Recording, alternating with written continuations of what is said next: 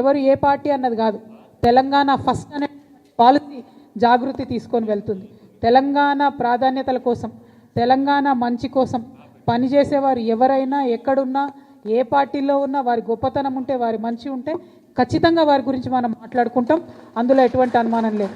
ఇవాళ ముత్యాల సత్యనారాయణ గారు లాంటి ఉద్యమకారులు అనేక మంది తెలంగాణ రాష్ట్రం వచ్చిన తర్వాత కూడా 10 సంవత్సరాలుగా విస్మరణకు గురైనటువంటి మాట వాస్తవం, అత్యంత బాధాకరం.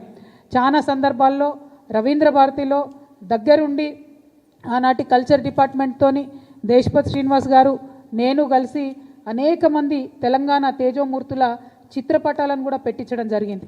చాలా మందివి అఫీషియల్గా జయంతులు వర్ధంతులు నిర్వహించేటటువంటి ఒక సాంప్రదాయానికి తొవ్వలు వేయడం జరిగింది.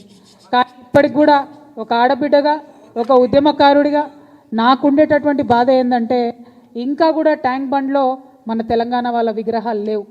ఆంధ్ర వాళ్ళ విగ్రహాలు తీసేయమని నేను అంటలేను, అవసరం సమయం సందర్భం వచ్చినప్పుడు ఆ పని కూడా చేయొచ్చు. కానీ మన వాళ్ళ విగ్రహాలు అక్కడ ఉండాలి.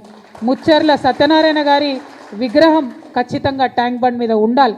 ఇటువంటి వారికి గౌరవం వచ్చినప్పుడే, ఇటువంటి వారికి గుర్తింపు వచ్చినప్పుడే రేపు పొద్దున జాగృతి యావరేజ్ ఏజ్ తీసుకుంటే 35 ఇయర్స్ కూడా ఉండదు. మా దగ్గర అంతా యంగ్స్టర్సే ఉంటారు ఎక్కువ.